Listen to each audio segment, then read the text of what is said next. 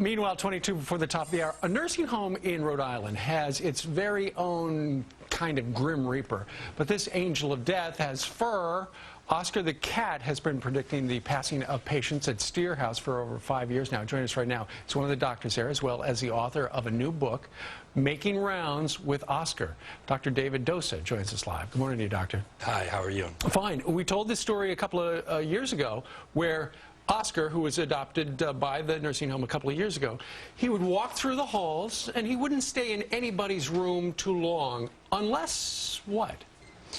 Well, Oscar has been living on this unit for about 5 years now, and he has the run of the place. So he walks in and out of rooms. He's a somewhat cantankerous cat who doesn't really particularly like to hang out with people, but he does stay with people when they are near to death, and that's obviously gotten everybody noticing his behavior. Well, exactly right. So he just walks through most of the rooms unless somebody is near death, and I understand it's gotten to the point he's predicted something like 50 imminent deaths, and now the nursing staff sees Oscar go into a room, stops there. Do they notify the family? Well, you know, Oscar's not a replacement for what we do at the nursing home. Obviously, there's been wonderful care before Oscar, and there will be wonderful care after Oscar is gone. But he does allow us at times to notify families perhaps a little earlier than we normally would. And it has allowed us to call in rabbis and priests and bring family in.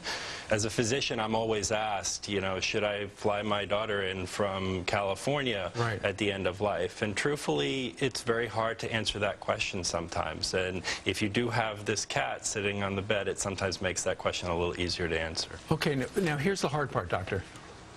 How does it work? I know this is what's puzzled you as a scientist. I mean, the cat does that, it stops in somebody's bed, stays there a while, next thing you know, they pass on.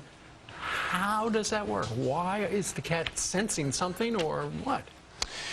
Well, I'd like to think that there's a couple things going on. Number one, perhaps he is patterning the behavior of the staff on the floor, but there are times where Oscar is the first person to know. And my sense is that there's probably a pheromone or a smell that is emitted that he's sensitive to or more perceptive to. We've heard of other animals that are able to predict cancer. We know of epilepsy predicting animals.